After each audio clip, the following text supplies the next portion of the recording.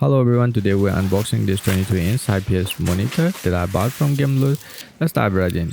First off, I have to say the packaging is really well done. The bubble wrap ensures that the monitor is safe during shipping, which is also a relief when buying a second-hand item.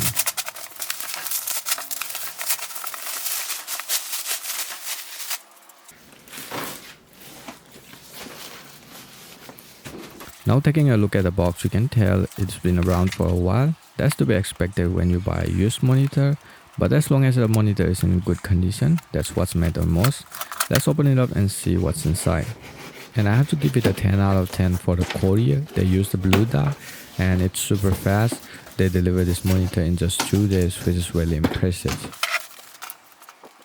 Inside the box we have the bill, and I have to mention that I got this monitor for only rupees 4,500.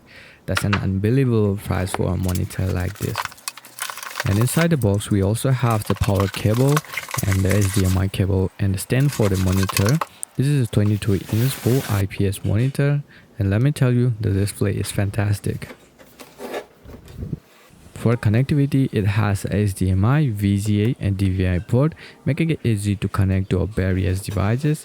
The build quality is also very good, and the stand is easy to set up and feel very sturdy. If you guys are looking for your first 1080p IPS monitor and doesn't have too much money, this is definitely a worth considering at this price point. It also has a wall mount support option if you prefer that setup. Now let's test the monitor by watching some 1080p or 4K videos on YouTube.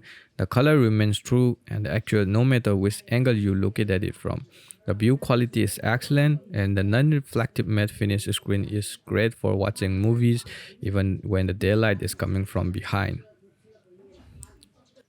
This monitor also features the AMD FreeSync, make it easy for gaming. One thing to note is that although it's a 75Hz monitor, out of the box it's set to 60Hz default. You will need to manually unlock the 75Hz setting in your graphics driver software like Nvidia or Radeon. Another great feature of this monitor is power saving mode, which doesn't consume too much power. It comes with a little tiny joystick for easy menu navigation, which you can adjust the brightness of the monitor, volume of the speaker, and set the smart energy saving mode to your preference.